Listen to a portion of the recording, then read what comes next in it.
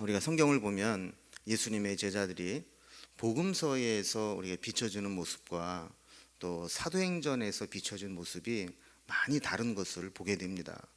똑같은 사람인데 왜 복음서에 있는 제자들은 늘 부족하고 의심하고 불신하고 도망다니고 이런 모습을 보이는데 사도행전에 나타난 이 제자들의 모습을 보면 담대하게 복음을 전하고 죽음을 두려워하지 않고 성령 충만한 모습을 갖게 되었는가? 도대체 무엇이 그런 변화를 일으켰는가? 성경을 보면 크게 두 가지 사건이 일어난 것을 보게 됩니다. 하나는 예수님의 부활을 목격하고 체험한 것입니다. 죽은 줄로만 알았던 예수님이 다시 살아나는 이 부활을 목격하고 나자 저들의 신앙에는 큰 변화가 일어난 것이죠. 두 번째 저들의 변화는 성령의 체험이었습니다. 마가의 다락방이라고 우리가 불리는 그곳에서 성령님을 체험하게 되었고 그로 인해서 변화가 나타나게 되었다는 겁니다. 이것을 이제 사도행전을 시작하면서부터 사도행전의 저자인 누가가 밝히고 있습니다. 예수님께서 돌아가셨다가 부활하신 후에 저들은 아마 엄청난 힘을 얻었을 거예요. 예수님이 죽음으로 끝난 줄 알았는데 다시 살아나셔서 우리 가운데 찾아오신 그 주님을 만났을 때 그들은 엄청난 영적인 신앙적인 그런 변화를 가져왔을 겁니다. 그런데 문제는 예수님이 그들과 영원히 함께하지 않으셨다는 거예요. 사도행전 1장 앞부분에 보면 예수님께서 부활하신 후에 며칠 동안만 같이 있으셨다 그랬어요? 40일 동안만 제자들과 함께 하시고 승천을 하신 겁니다. 하늘로 올라가신 겁니다. 제자들은 예수님께서 하늘로 올라가시는 그 모습을 어떻게 보면 허망한 모습으로 우리는 어쩌라고 이런 마음으로 이제 쳐다보고 다시 예루살렘으로 모이게 되었습니다. 여러분, 이때 제자들이 예수님이 하늘로 올라가시는 모습을 보면서 그 심정이 어땠을까요? 아마 매우 불안한 상황이었을 겁니다. 우리와 좀 같이 계셔야 될 주님이 우리를 떠나가시면 어떻게 하나 그런 마음이 있을 겁니다. 이때 제자들은 주님께서 승천하시기 전에 주신 말씀을 기억해냅니다. 사도행전 1장 4절에 보면 예수님께서 뭐라고 말씀하셨어요? 예루살렘을 떠나지 말고 내게서 들은 바 아버지께서 약속하신 것을 기다리라.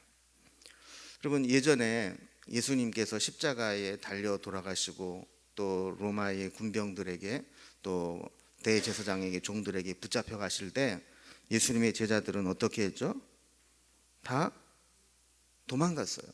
그 두려움에 빠져서 다 도망가고 말았어요. 그러나 이번에는 예루살렘을 떠나지 말고 약속한 것을 기다리라 말씀하셨어요. 이것을 기억한 겁니다. 도망가는 게 능사가 아니라는 겁니다. 여러분, 우리도 때로 불안한 마음, 또 힘든 상황 이런 것들이 우리를 짓누를 때가 있습니다. 그럴 때 도망가는 게 문제의 해결이 안 된다는 것을 알 때가 있어요. 중요한 것은 도망가고 회피하는 것이 아니라 그곳에서 엎드려 기도하고 하나님의 도움과 인도하심을 받는 겁니다. 그래서 제자들이 그 말씀을 붙잡고 이번에는 기다립니다.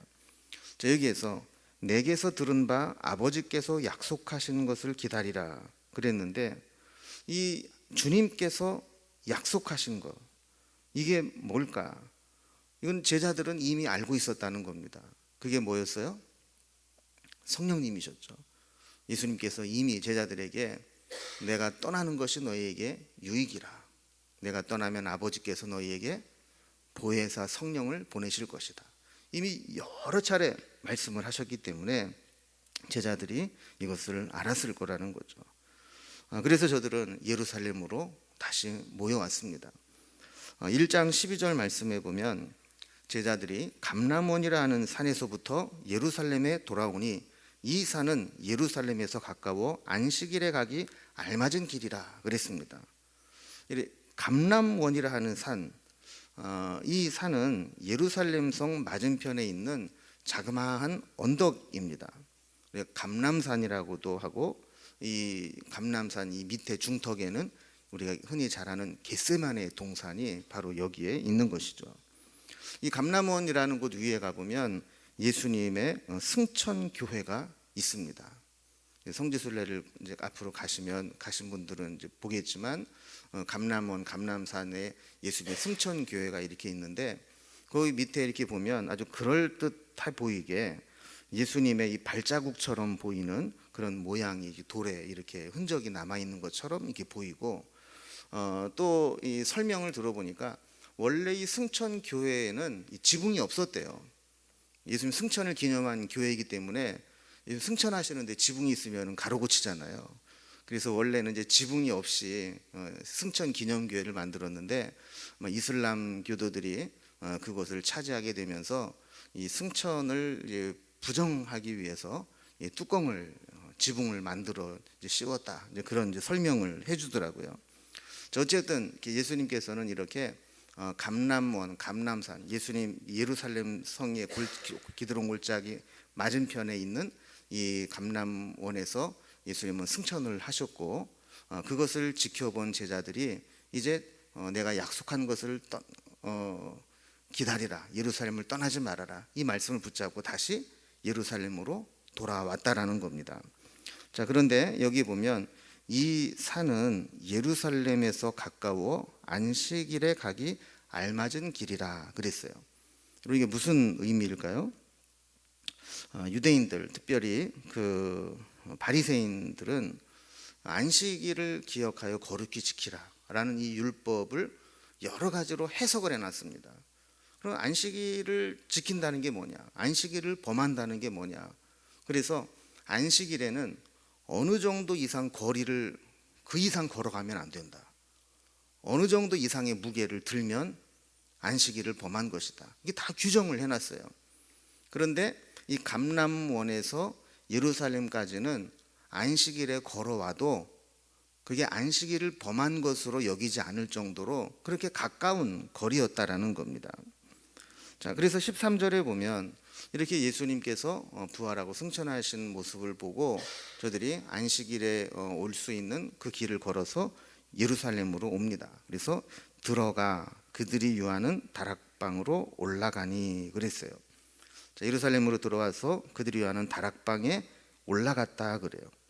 여러분, 이 다락방을 우리가 흔히 무슨 다락방이라고 불러요? 마가의 다락방이라고.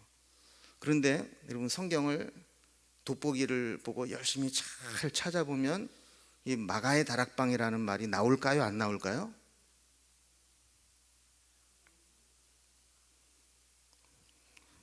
확인도 안 해봤죠. 그냥 옛날부터 마가의 다락방 그러니까 마가의 다락방인 줄 아는데, 그리고 오늘 본문을 보면요, 아무리 살펴보고 돋보기로 보고 현무경을 갖다 놓고 봐도 이 마가의 다락방이라는 얘기가 없어요. 그런데 왜 이것을 사람들은 마가의 다락방이라 이렇게 불렀을까요? 그리고 이 성경 기자는 왜 그럼 마가의 다락방이면 마가의 다락방 이렇게 얘기를 하지 그들이 유하는 다락방 이렇게만 했을까요? 1차적으로 우리가 유추할 수 있는 것은 아마 그 당시 성경의 독자들은 그들이 유하는 다락방 이 정도만 얘기해도 거기 이렇게 알 정도로 잘 알려진 장소였을 것이다, 이렇게 이제 해석을 합니다. 자, 그렇다면 그곳이 도대체 어떤 곳이길래 사람들이 예루살렘에서 자 모이자 그러면 언제든지 그곳 그 다락방을 연상시킬 정도로 그렇게 자주 모이는 곳이었는가? 성경을 보면 우리가 몇 군데에서 그곳의 흔적을 좀 찾아볼 수 있습니다. 마가복음 14장 15절에 보면 예수님께서 유월절에 최후의 만찬을 하신 곳이 바로 큰 다락방이다, 이런 이제 표현이 나오게 됩니다.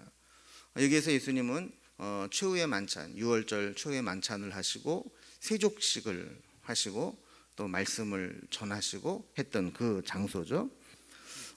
여러분, 여기에서 우리 다락방 그럴 때 우리는 옛날 우리 집에 있었던 다락을 생각하면 안 됩니다. 좀 가옥 구조가 좀 다릅니다. 여러분, 옛날 다락 있는 거 다 기억하시잖아요. 이런 다락이 보통 어디에 달려 있어요? 그렇죠. 예, 거기에 있었어요. 그래서 이제 안방이 이렇게 있고 거기 바로 이제 부엌이 붙어 있었잖아요. 그럼 부엌에 이제 아궁이를 떼기 위해서 이제 밑으로 좀 이렇게 파지 않습니까? 이렇게. 그러면 공간이 꽤 높아져요. 그럼 안방에서 그쪽에 이제 다락을 달아맨다고요. 그럼 거기에 우리가 이제 잡동사니 같은 거, 1년에 뭐 몇 번 안 쓰는 거, 이런 걸 거기다 이제 다 창고처럼 이제 쓴다고요. 그럼 우리가 옛날에 알고 있는 이 다락은 그렇게 크지 않아요. 그냥 뭐 그냥 겨우 그냥 그 부엌 위에 공간 정도 되는 그런 이제 작은 곳을 이제 의미하는 것이죠. 그런데 이 이스라엘 집의 이 다락은 그런 이 창고로 달아낸 정도가 아니라 부유한 집에 2층을 큰 홀로 만들어서 쓰는 것을 의미합니다. 그래서 여러분 영어 성경에 보면 이 다락방을 upstairs room 혹은 upper room 이렇게 이제 번역을 해놔요. 그러니까 이 뜻이 무슨 뜻이에요? 2층이라는 거예요. 2층. 그래서 이 2층인데 또 헬라어 원문에 보면 또 메가 이런 또 의미가 있어요. 그러니까 2층에 넓은 이 홀로 된 이 공간이었다라는 것이죠. 그러니까 이게 뭐 누구의 집인지는 여기까지는 우리가 잘 알 수 없지만 어쨌든 누군가가 예루살렘에서 또 큰 저택을 가지고 있고 거기에 2층에 큰 어퍼룸을 거실처럼 이렇게 교회로 오픈해서 제공을 했었다라는 것을 우리가 이제 알 수 있게 되는 거죠. 사도행전 12장에 보면 베드로가 복음을 전하다가 감옥에 갇힌 적이 있습니다. 자, 그럴 때 성경에 보면 베드로는 옥에 갇혔고 교회는 그를 위하여 빌더라 그랬어요. 그러니까 베드로는 감옥에 갇혔는데 감옥에 갇힌 베드로를 위해서 교회가 모여서 빌었다, 기도를 했다라는 얘기죠. 자, 그런데 12절에 보면 그 내용 뒤에 이런 내용이 나옵니다. 깨닫고 마가라 하는 요한의 어머니 마리아의 집에 가니 여러 사람이 거기에 모여 기도하고 있더라. 이런 구절이 나와요. 자, 그러니까 베드로가 감옥에 갇혀 있을 때 예루살렘에 있는 교인들이 한 곳에 모여서 그를 위해서 열심히 기도를 했는데 그 기도했던 장소, 그 장소가 어디였었다고요? 마가라 하는 요한의 어머니 마리아의 집이었다. 그래서 사도행전 1장 12절에서 14절 오늘 우리가 본문에 나오는 이 다락방과 또 사도행전 12장 12절에 나오는 마가의 어머니의 다락방과 같은 다락방인지 아닌지는 모릅니다. 그러나 일반적으로 볼 때 유추를 해볼 때 그런 곳이라면 아마 마가의 다락방일 것이다. 이렇게 해서 우리가 이제 흔히 마가의 다락방이다 이렇게 알려지게 된 겁니다. 자, 어쨌든 감람원에서 돌아온 제자들은 이 다락방에서 모여서 기도했고 그곳에서 기도한 후에 가룟 유다를 대신해서 마띠아를 제자로 선출을 하고 그리고 계속 기도하는 중에 오순절 성령 강림이라고 하는 성령님을 체험하는 그런 곳이 바로 이 다락방이죠. 근데 중요한 것은 그곳이 누구네 집이냐가 아니라 거기에서 어떤 일이 일어났느냐, 거기에서 무엇을 했느냐, 이게 중요한 것입니다. 그래서 그 다락방에 일어난 일을 14절 뒷부분에 보면 아주 명확하게 기록을 하고 있습니다. 1장 14절 뒷부분에 보면 뭐라고 그랬어요? 더불어 마음을 같이하여 오로지 기도에 힘쓰니라.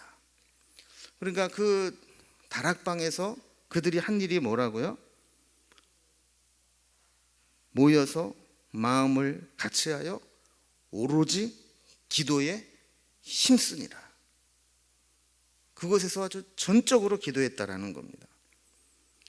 오늘 우리가 이제 기도하러 왔는데 오늘 말씀의 핵심은 이곳이 그런 마가의 다락방과 같은 기도의 자리가 되었으면 좋겠다 하는 겁니다. 그러면 오늘 본문에서 기도의 어떤 모습을 우리가 좀 발견할 수 있는가 하는 것을 몇 가지로 좀 살펴보겠는데, 먼저 첫 번째로 기도는 기대하는 마음이 먼저 있어야 합니다. 여러분, 기도는 기대하는 마음에서부터 시작됩니다. 우리에게 어떤 간절한 소망이 있을 때 우리의 기도는 시작이 되는 거예요. 여러분, 아무런 소망도 없고 기대도 없는 사람은 기도를 할까요, 안 할까요? 안 하죠. 그러나 기도를 우리가 본격적으로 시작한다는 얘기는 뭐냐면 뭔가 기대가 있고 소망이 있다는 거예요. 여러분, 우리가 기도하러 나왔을 때 하나님께서 내 기도를 들어주신다는 믿음으로 그 기도에 대한 소망과 간절함이 없이 하는 기도는 형식적인 기도가 될 가능성이 높습니다. 이런 상태에서 드리는 기도는 아무리 오래 해도 중언부언하는 기도에 불과합니다. 기대하는 것은 소망이 있다는 것이고 그 소망은 우리의 기도의 제목으로 나타나게 됩니다.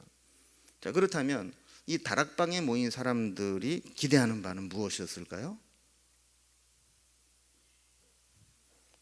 자녀들이 좋은 대학 가고 하는 사업이 그냥 잘 되고 뭐 이런 것이었을까요? 아니죠.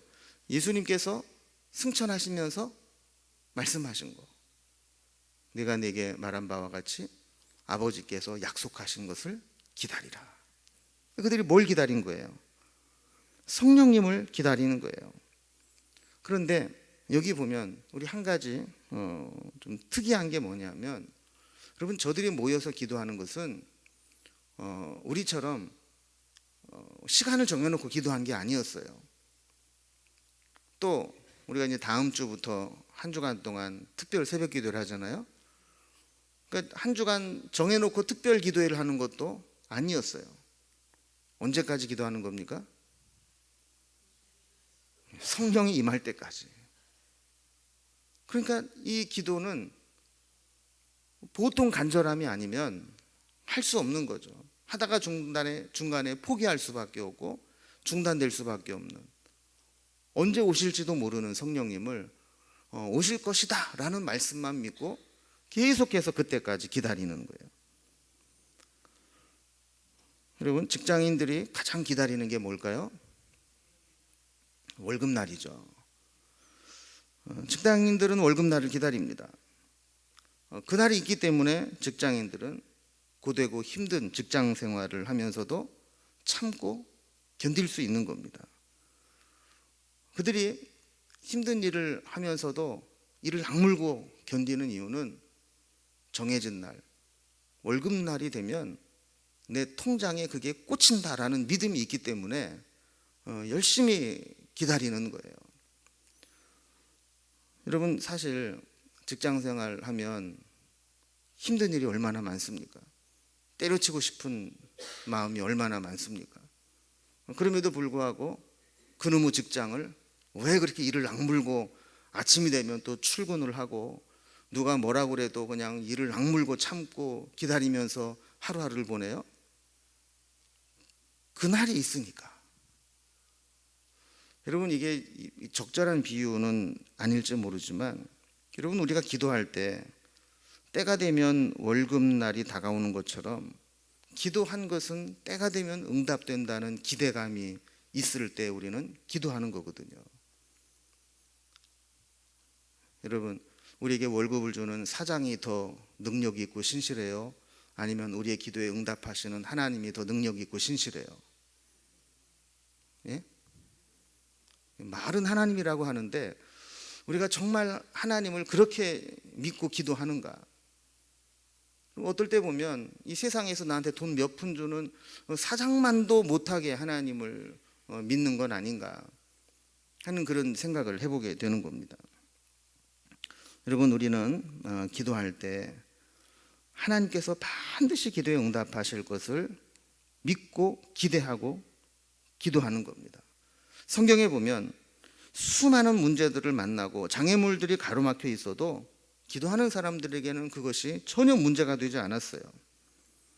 우리도 기도할 때 때가 되면 하나님께서 우리의 기도에 응답해 주시는 그런 기대와 간절함이 있기를 바랍니다. 우리가 다음 주부터 이제 특별 새벽 기도를 하죠. 1년에 2차례 하는데 봄에는 우리 개인의 영성을 위해서 사순절, 특히 고난주간에 주님을 묵상하고 주님께 가까이 가는 기도를 드립니다.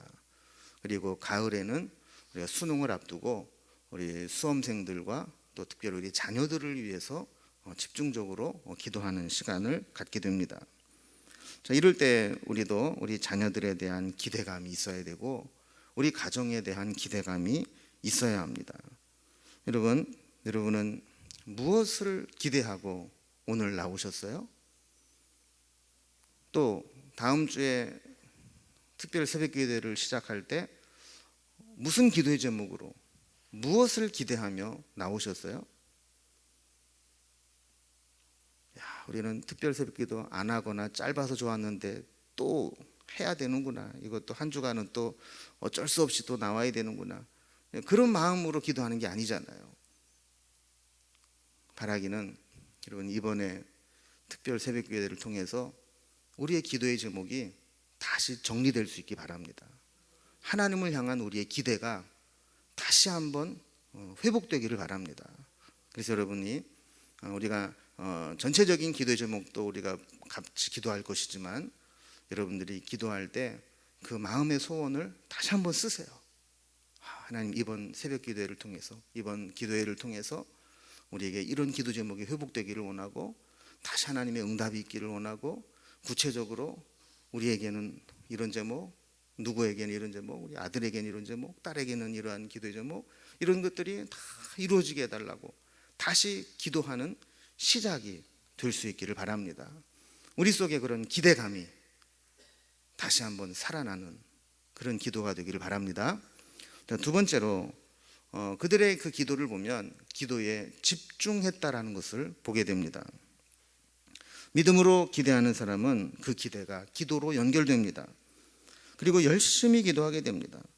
사도행전 오늘 말씀에 보면 그 기도를 뭐라고 그랬냐면 더불어 마음을 같이하여 오로지 기도에 힘쓰더라 그랬어요.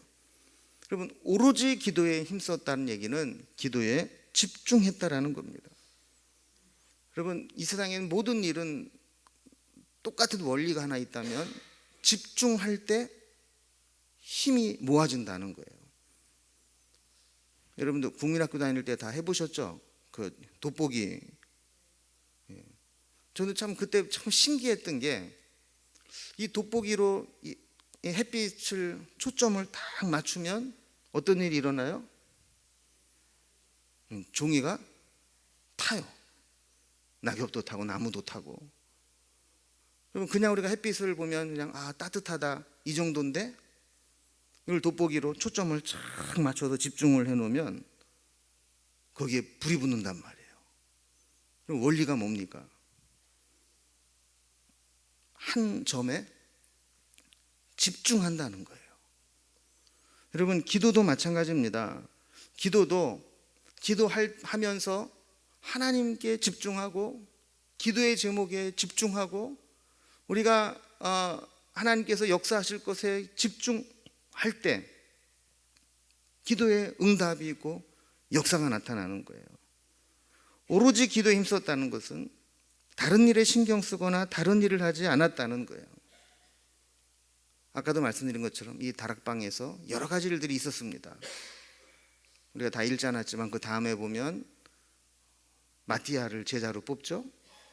그리고 그래서 성령의 강림도 임하시죠. 그리고 그곳에서 능력을 받고 나가서 전도도 하죠. 그러나 이런 일들을 하기 이전에 그들은 그곳에서 뭐 했다고요? 기도했다라는 거예요. 그런데 그냥 기도한 게 아니라 오로지 기도에 집중한 거예요. 여러분 생각이 많은 사람은 큰 일을 못해요. 주의가 산만한 사람도 큰 일을 못해요. 마음이 늘 나뉘어지고 에너지가 분산되고 집중하지 못하는 사람은 무슨 일을 맡겨도 제대로 못해요. 기도도 마찬가지입니다. 여러분, 성도가 가장 훈련해야 될 게 기도에 집중하는 겁니다. 한나가 아들을 얻기 위해서 기도하는 모습을 한번 상상해 보세요. 얼마나 기도에 집중을 했든지 그것을 본 사무엘이 아니라 엘리 선지자가 그 모습을 보고 뭐 한 거로 착각을 했어요? 술 먹고 주정하는 것으로, 술에 취해서 중얼거리는 것으로, 그렇게 보일 정도로 기도에 집중했다라는 거예요. 여러분, 우리가 기도하는데 얼마나 자주 나오느냐, 기도하는 자리에 뭐 얼마나 오랜 시간 앉아 있느냐, 이것도 물론 중요하지만 더 중요한 것은 기도에 집중할 수 있느냐, 기도를 통해서 하나님만 바라보고 하나님의 뜻에 내 마음을 집중할 수 있느냐 하는 거죠. 여러분, 우리가 좋아하는 일에는 집중합니다. 돈도 거기에 집중하고 시간도 아까운 줄 모르고 투자합니다. 늘 신경이 거기에 가 있고 마음이 쓰입니다. 여러분, 우리가 하나님에게 집중되고 있고 기도가 집중되고 있다면 우리의 마음은 늘 기도하는 자리에 나와 있어야 되고 기도하면서 늘 하나님께 집중되어 있어야 되는 거예요. 기도하는 그 순간에도 온갖 잡생각이 떠나가지 않고, 기도하는 그 자리에서도 하나님이 보이지 않고, 이렇게 된다면 그 기도는 능력이 나타나지 않습니다. 세 번째로 오늘 본문의 교훈은 기대하고 기도했다면 뭐 해야 된다고요? 기다려야 된다는 거예요. 믿음으로 기대감을 기도로 표현했다면 이제는 기다려야 합니다. 예수님이 승천하신 후에 제자들은 약속하신 성령을 받기 위해 예루살렘을 떠나지 않고 기도하며 기다렸습니다. 기약이 있는 기다림이 아닙니다. 언제 성령님이 임하실지 모르는 그런 상황에서 기도하는 것입니다. 우리가 흔히 기도에는 두 가지 종류의 기다림이 있다고 그래요. 첫 번째는 적극적인 기다림이고 두 번째는 소극적인 기다림이에요. 적극적인 기다림은 뭐냐면 구하고 구한 것을 찾고 찾을 때까지 응답을 기다리며 문을 두드리면서 기다리는 거예요. 소극적인 기다림은 기도한 후에 하나님이 어떻게 역사하실까를 그냥 앉아서 바라보면서 잠잠히 기다리는 거예요. 어떤 방식의 기다림이든 이 기다림에게는 우리가 반드시 조심해야 될 게 하나 있어요. 기다림이 응답되기 전까지 우리 안에는 계속해서 부정적인 생각이 발전될 수 있고, 또한 말로 부정적인 말이 튀어나올 수 있다는 겁니다. 여러분, 기다림의 시간은 누구에게나 힘든 시간입니다. 우리가 경험해서 알듯이 힘든 시간을 보내다 보면 실수하기가 쉽습니다.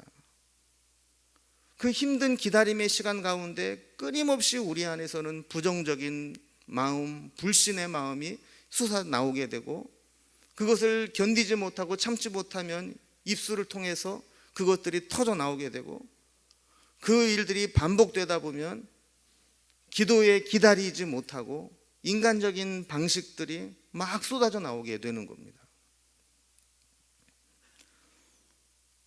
이때 흔들리지 않으려면 기도하면서 하나님을 바라보고 하나님의 응답을 기다릴 수 있어야 합니다. 여러분, 조급한 것은 불신앙이다, 이런 말이 있어요. 우리가 뭔가 기다리지 못하고 조급한 마음이 들면 온전하게 하나님을 신뢰하지 못하게 돼요.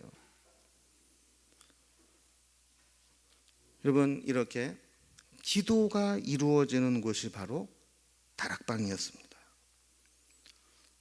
지금 마가의 다락방이든 딴 다락방이든 그게 중요한 게 아니고, 그 다락방에서 제자들은 약속하신 것을 기대하는 마음을 가졌고 오로지 기도에 힘쓰면서 기도에 집중하며 하나님을 바라보았고, 기도한 후에는 기도의 응답이 될 때까지 믿음으로 기다리는 시간을 가졌다는 겁니다. 중요한 것은 2000년 전에 마가의 다락방에서 그런 역사가 나타났다라는 것이 아니라 우리에게도 이런 다락방이 필요하다라는 겁니다. 다락방에서 저들은 먼저 기도했습니다. 기도하고 난 이후에 기도를 통해서 하나님의 인도하심을 받으면서 가룟 유다를 대신해서 마띠아를 제자로 세우기도 하고, 기도하다가 성령을 체험하기도 하고, 기도하다가 성령을 받으니까 능력을 입어서 전도하러 뛰쳐나가기도 하고, 하나님을 위해 쓰임받기도 했지만 그것의 가장 전제가 되는 것은 이 다락방에서 기도에 힘썼다라는 겁니다. 우리에게도 다락방이 필요합니다. 여러분, 예전에 우리가 기도할 때 그 기도의 다락방을 한번 생각해 보세요. 요즘처럼 이렇게 좋은 시설이 어디 있었어요? 저도 어릴 때 보면 기도 그러면 생각나는 게 추운 거였어요. 뭐 기도실에 요즘처럼 난방이 잘 되나요? 그 추운 곳에 가서 기도했고, 또 기도 그러면 무릎 꿇는 거잖아요. 그럼 기도 그러면 사실 무조건 무릎 꿇고, 저도 기도하러 가면 제일 먼저 하는 게 방석 까는 거. 우리 기도에 그런 추억들이 다 있다고요. 그런데 그 기도의 골방들이 점점 사라져가고 있고, 그 기도의 힘이 점점 약해지고 있어요. 여러분, 어느 곳이든지 기도의 목소리가 사람의 목소리보다 큰 곳에 하나님의 역사가 나타납니다. 사람의 목소리가 막 커지는데 기도의 소리가 작아지면 그것은 항상 문제가 생깁니다. 그래서 오죽하면 그런 얘기가 있잖아요. 회의를 오래 하면 회의에 든다고. 회의보다 중요한 것은 기도예요. 우리가 기도하는 목소리가 커지고 기도의 힘이 커질 때 모든 것이 원만하고 순적히 진행이 돼요. 기도하지 못하고 사람의 목소리가 커지게 될 때 그곳에 하나님의 역사가 나타나지 않아요. 저는 오늘 이 자리가, 그리고 금요일마다 우리가 모이는 이 자리가 우리의 다락방이 되기를 바랍니다. 어떤 분들은 뭐 하루에도 몇 차례씩 기도하는 분이 계실 거예요. 어떤 분들은 새벽마다 나와서 기도하는 분도 계실 거예요. 어떤 분들은 그렇게는 못해도 어떤 공적인 예배에는 나와서 기도하려고 하는 분도 있을 거예요. 어떤 분들은 또 주일 낮 예배 빼놓고는 금요일밖에 못 나오신 분도 계실 거예요. 그러나 우리가 금요일마다 이렇게 나와서 이 자리를 지키고 기도하시는 분들은 이 자리가 우리의 다락방이 되기를 바랍니다. 그래서 하나님의 은혜가 임하고 우리의 기도가 주님 앞에 올려지고 기도에 집중하여서 하나님을 바라보고 여기에서 우리가 힘을 얻고 은혜를 입고 능력을 받아서 우리에게 맡겨진 사명도 감당하고 주를 위해 살아가기도 하고 이 세상을 살아갈 힘과 능력을 얻기도 하는 그런 마가의 다락방이, 우리가 금요일마다 기도하는 이 자리가 바로 그 마가의 다락방이 될 수 있기를 주님의 이름으로 기원합니다.